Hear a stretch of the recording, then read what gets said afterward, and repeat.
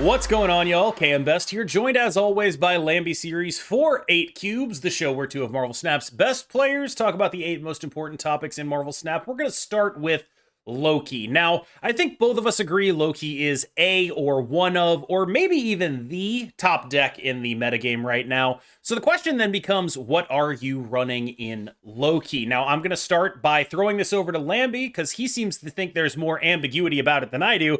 I'm pretty sure that the best 12 cards is already pretty much well known. Yeah, I mean, we probably know what the standard list looks like, right? But the thing is, firstly, okay, Loki is, to be honest, I think the best card in the game until they do something about it. It just does everything and more, right? Energy cheat and then like replenishes your hand with stuff to do and whatever. But yeah, no. So basically, I wanted to talk about this topic because outside of the standard 12 cards in Loki, I do feel that like there is like so much wiggle room and so many things you can replace cards in, and you don't really feel that much of a hurt or impact. Like, okay, so for example, like you can play Valentinas, you can play Cables, you can play Mirages, right? That is one like flex slot again, right? You can also play. I've seen people still stick to Miss Marvel a little bit, but less so because Angela Elsa is just better. I've seen crazy things like US Agent, by the way, US Agent in a Loki deck, because your natural deck doesn't get hurt by the US Agent as well. Also Nocturne. Nocturne is just like another Jeff in the Loki deck, which I have seen as well. Like, and then there's tech cards, right? You can run tech cards. You can run your usual Shanks. You can run your Luke Cages. You can run like there's so many things that you can play as like slightly different one-offs from your like guy next door, like the other guy that you're seeing playing Loki. That I think it doesn't really hurt, and I feel like this meta allows you to play like lots of different like 12th or 11th cards in your Loki deck.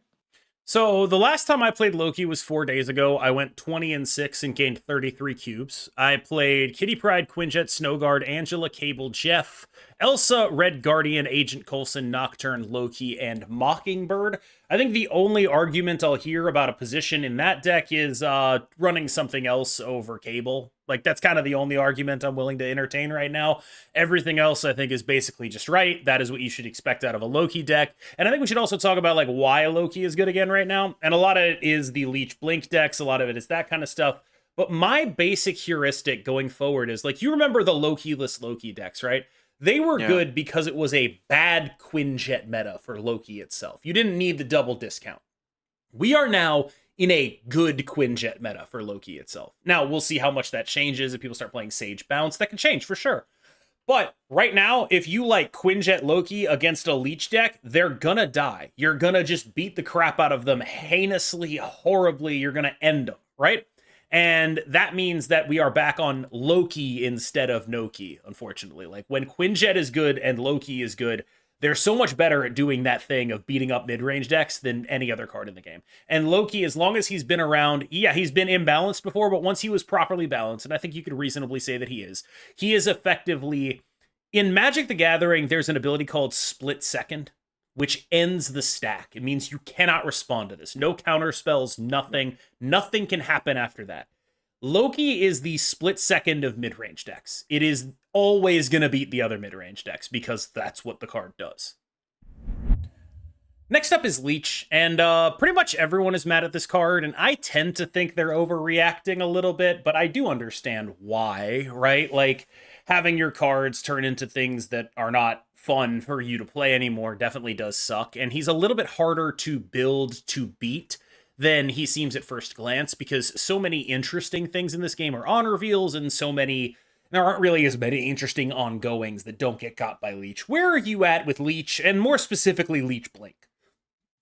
Honestly, I don't think you're supposed to build to beat this Leech. Like, if you get leeched by a 4-2, you get leeched by a 4-2. Like, I feel like compromising your, like, the existing integrity of, like, the decks in the game that are good just to, like saying, like, oh, I don't want to play Loki because I might get leeched before I get to play Loki on turn 4. Like, you don't do that. Like, you No. don't do that. Yeah. It just happens to be, if you get leeched, fine, you get leeched. So I'm that's my current train of thought here. But specifically, Leech Blink is still a very strong thing to do, because what really happens is, like, you leech, you get rid of whatever on reviews, whether it's significant or not, and then you follow up with a huge tempo swing, right, with the Blink off the Leech into another 5 or 6. So that is scary because whatever they denied with the Leech will hurt severely more because they put way more stats on the board thereafter.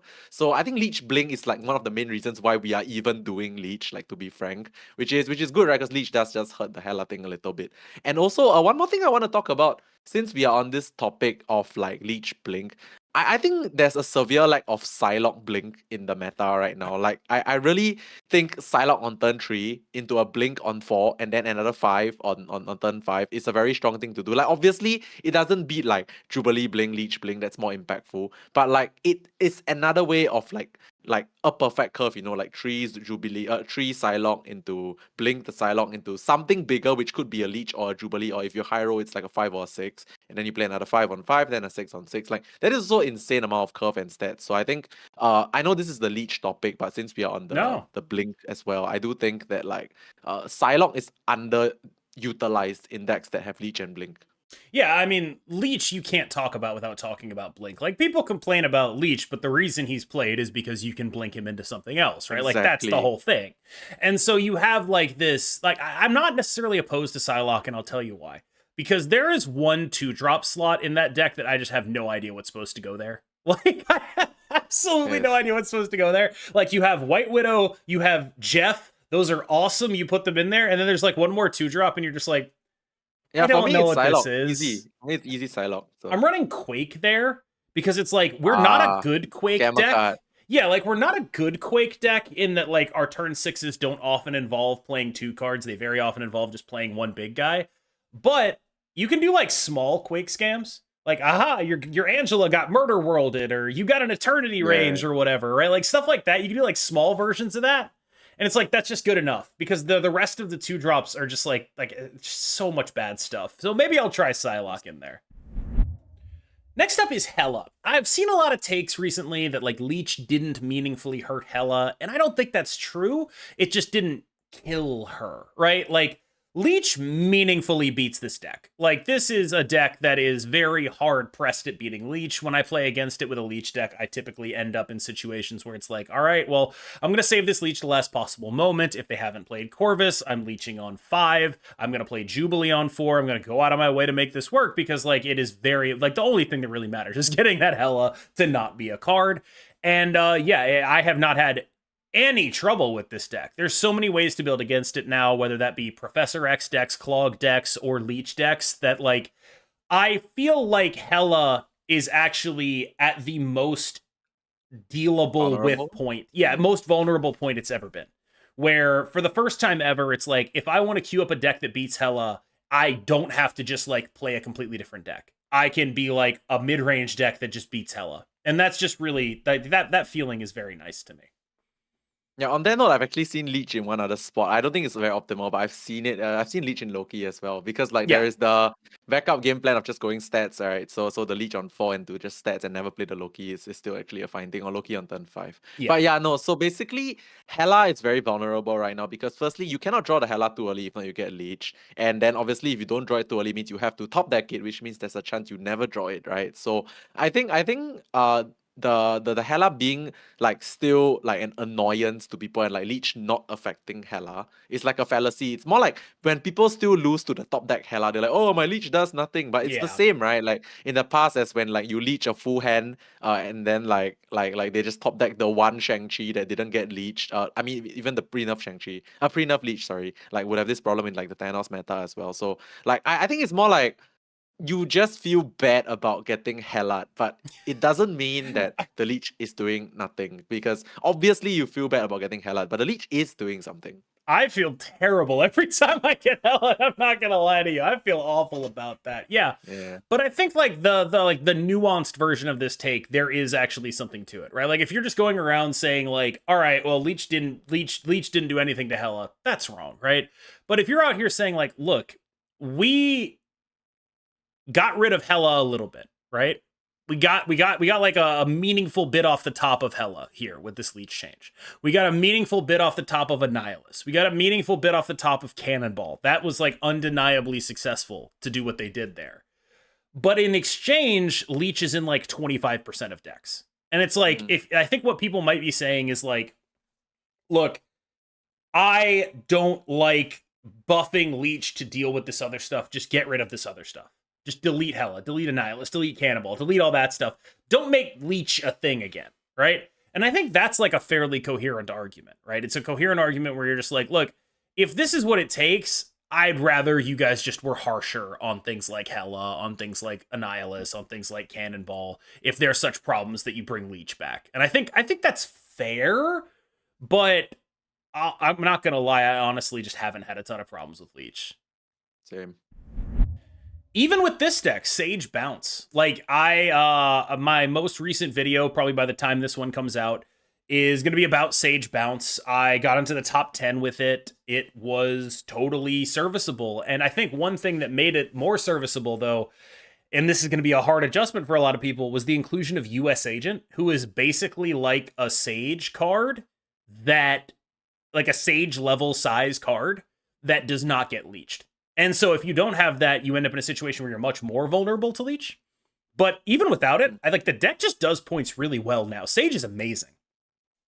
I want to say something about like leech versus bounce. Because yeah, like you said, in theory, leeching a bounce deck means you leech all the little things and then they don't get to like pop off, right? But you also need to realize that like Angela on 2, Bishop on 3, like they're already there. Yep. So like your leech is only hitting what? Okay, maybe you hit the monkey sometimes. Sage but and then if they Monkey play, are the bad ones. then you yeah. but the thing is they can play hood on 1, and then there's another 1/6 in hand that doesn't really matter to the leech, right? So like I feel like leech doesn't actually really do much to the bounce. Like also, I'm personally still like the biggest fan of Iron Man ever in bounce. So I hate that card I think right now. I think I always loved it, and I think it's really strong. Which backs to the point, right? Now the topic is Sage Bounce. So I played Sage Bounce a little bit, not say a lot, but I realized the dilemma right now is this being played alongside Hitmonkey, or is it the replacement of Hitmonkey? Because it's very different, right? Like, so Hitmonkey is like the best case scenario is usually along the lines of like Hitmonkey Mysterio +1 drop on turn 6, so 6 energy expended. Whereas for Sage, you don't actually need a Mysterio on turn 6, right? Like that is the flexibility part. Like,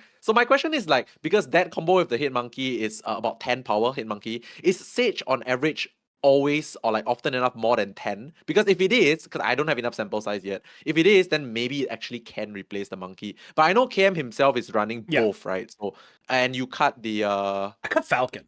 So okay, which is very surprising to me. In my experience, when playing this deck, Sage is basically always better than Hitmonkey. For sure. Okay. She is. The thing is, you don't always have Sage, and you do get your Sage leeched a decent amount of the time. And so you end up in these scenarios where it's like, yes, Hitmonkey is like the 9 to Sage's 10. Sage is going to be like a 12 power card. Hitmonkey is going to be like a 10 power card a lot of the time, right? Absolutely. You have to do more to make that happen with the Mysterios. Absolutely.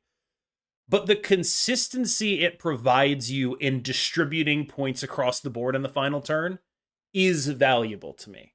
Now, I did want to get to Iron Man. I'm going to give you my argument against it. You tell me if it's convincing or not, okay? Okay. So, Iron Man. One of the things I love about this deck is it doesn't play anything that's good to Loki. Like, Sage is actually, like, kind of good to Loki, and outside of that, it's 0 cards that are good to Loki, effectively. Like, just a complete ass. What I'm afraid of is if I put Iron Man in my deck, I'm going to give them Iron Man Sage, and just, like, that is so bad. Like, I'm having games where it's like they play Loki, and I snap.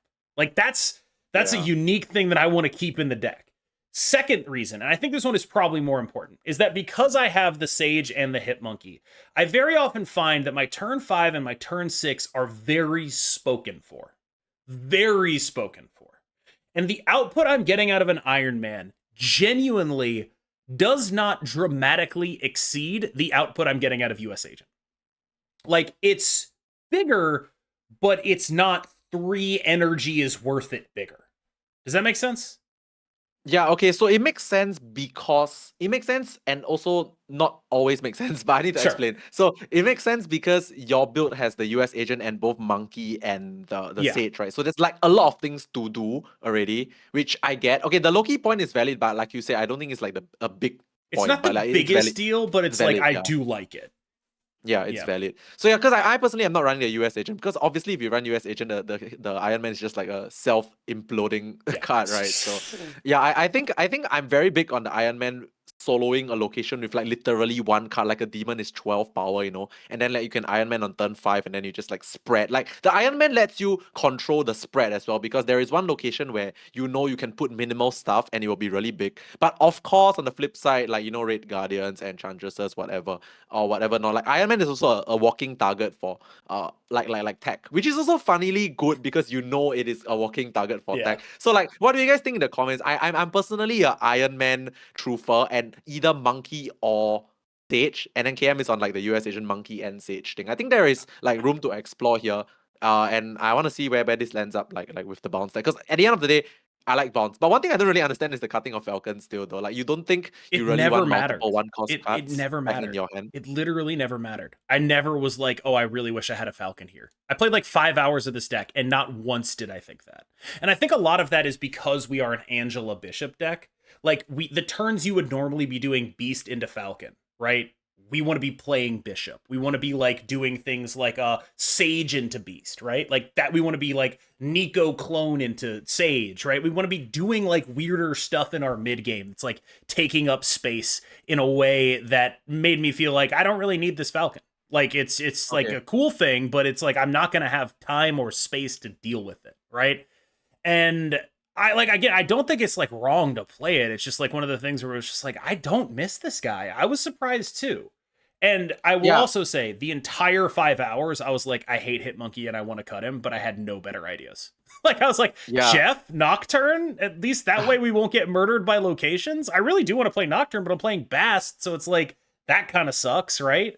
Like this deck is super vulnerable to locations though. So like a Jeff, a Nocturne, that kind of stuff goes a long way. Mm.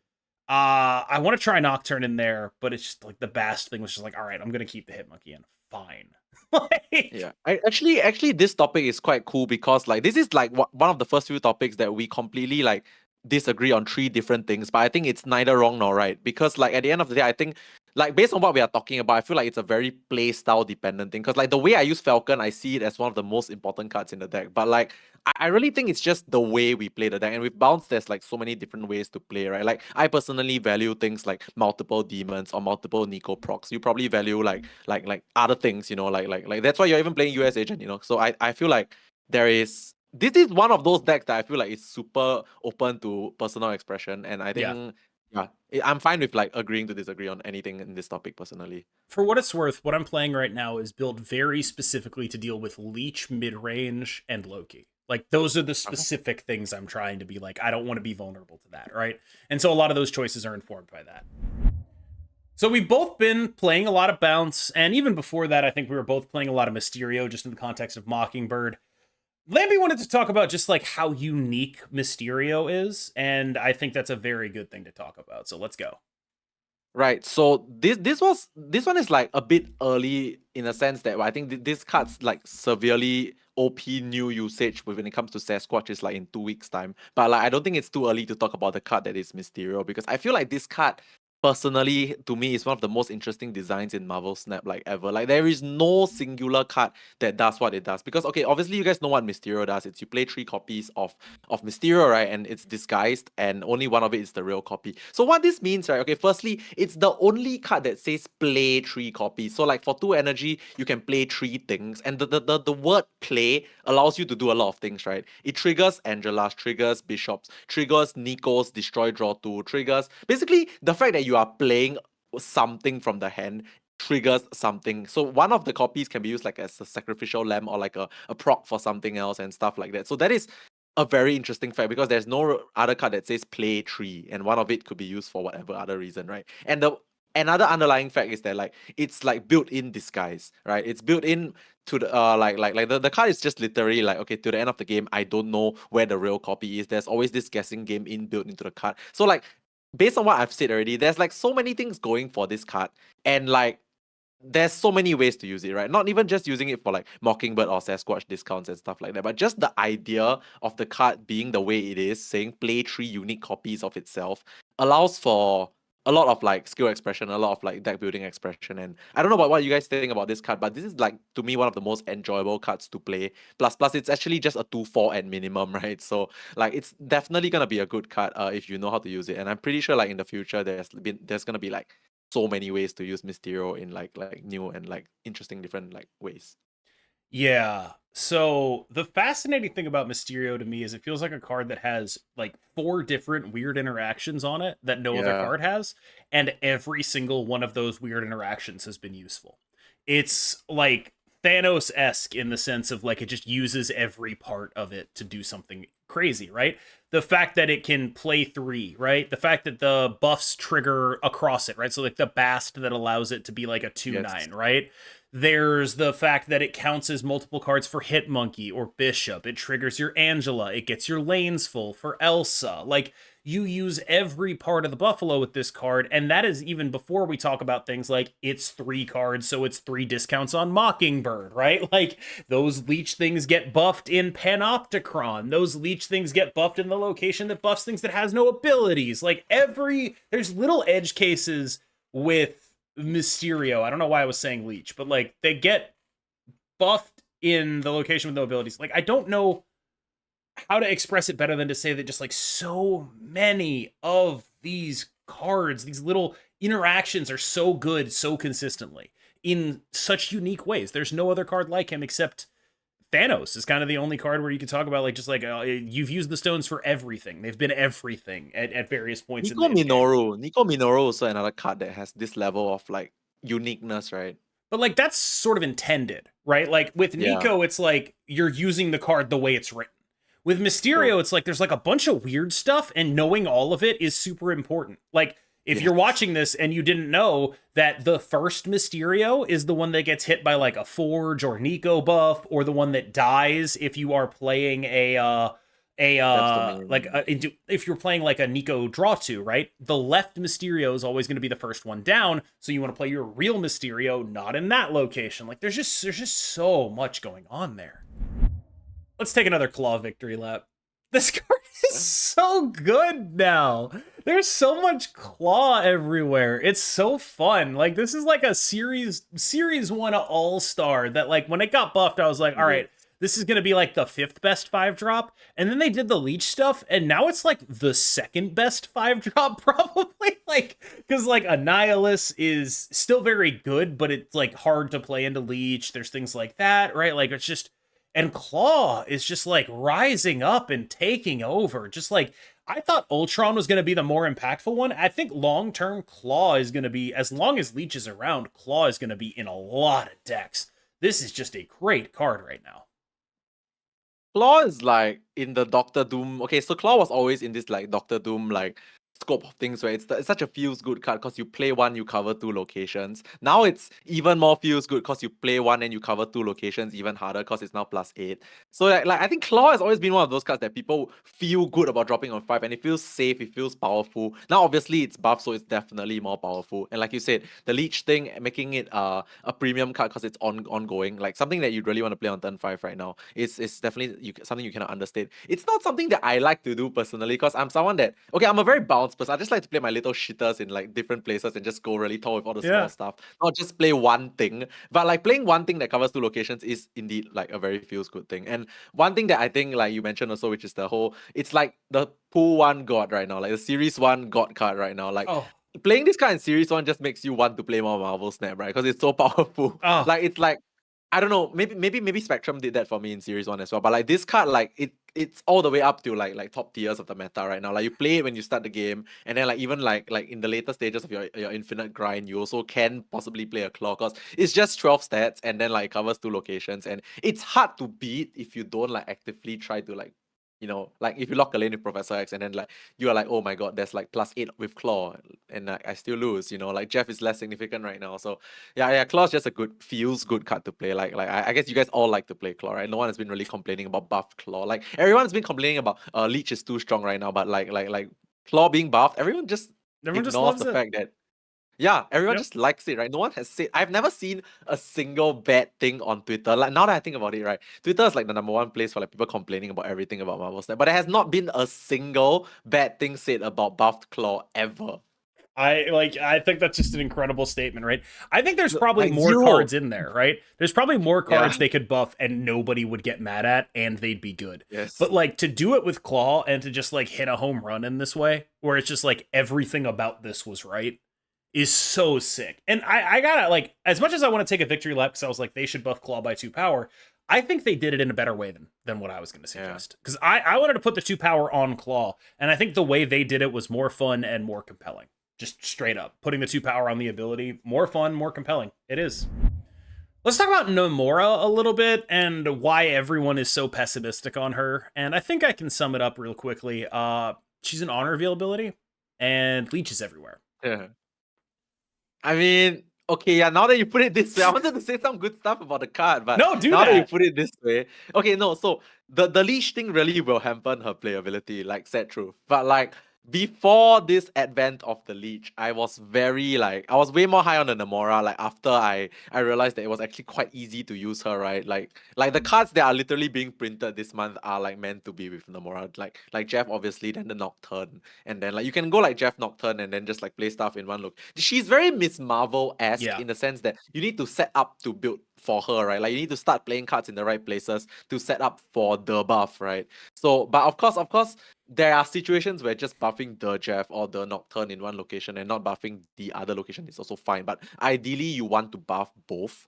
So both locations that have like singular cards, which I think is actually a very, very strong effect. Like, remember earlier on we were talking about like not building your deck to like just like not play on reviews because Leech is in the game. I don't think you should not play Namora because Leech is in the game. Like if you get Namora off, like if you get the effect of, it's so much stats. Like, can you imagine 2-8 Jeff, 3-10 Nocturne? Yeah. Or just maybe not the Nocturne if you don't have the Nocturne, just like another random ass like singular card that is alone and you buff it. Right. Like, that's so much stats. The other thing about Namora, and like this is my pitch for her, because like I know everyone is saying this, but here's my pitch for why she's actually is good. All right.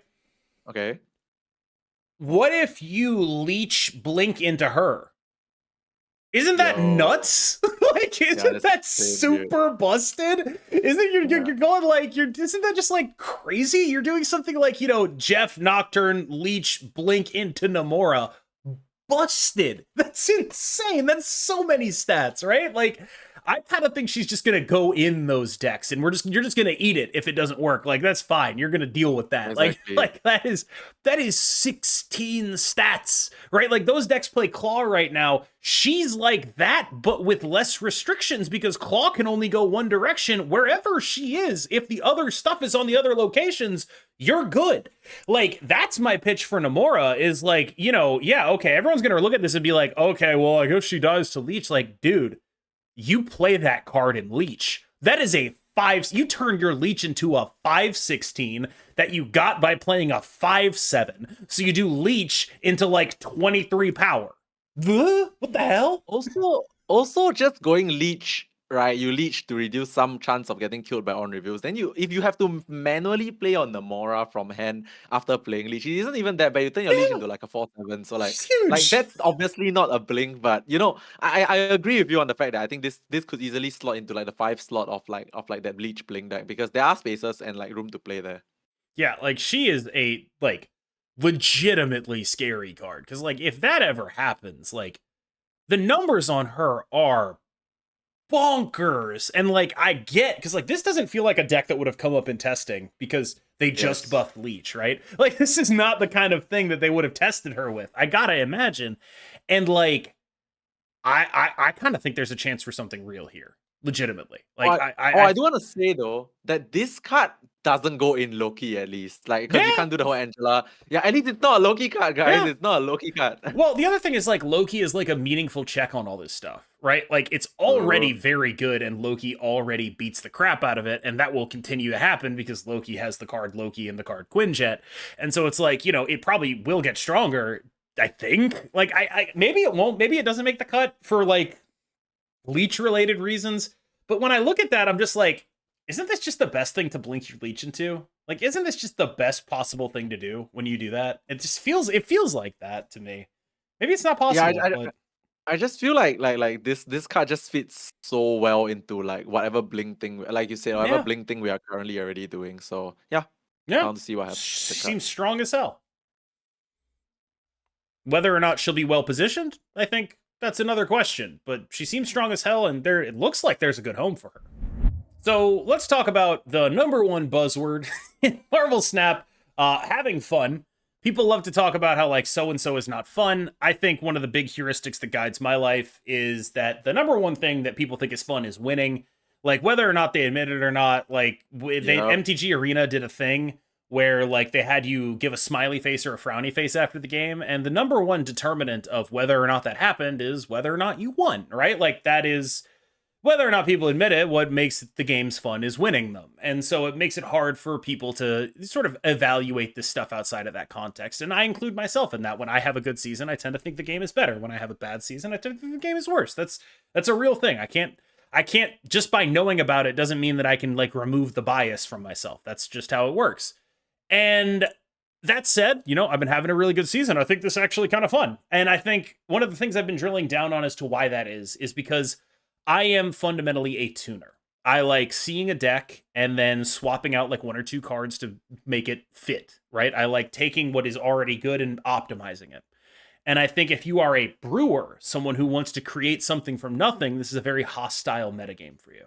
And I think that that is generally why there is this disconnect between what other people are thinking about this stuff and what I'm thinking about this stuff is that like when you look at like why I disliked Hela so much, it's because there was no tuning solution for so long. There was Agreed. nothing you could do to be like, I'm gonna tune my deck to beat this. There's just nothing. You just died.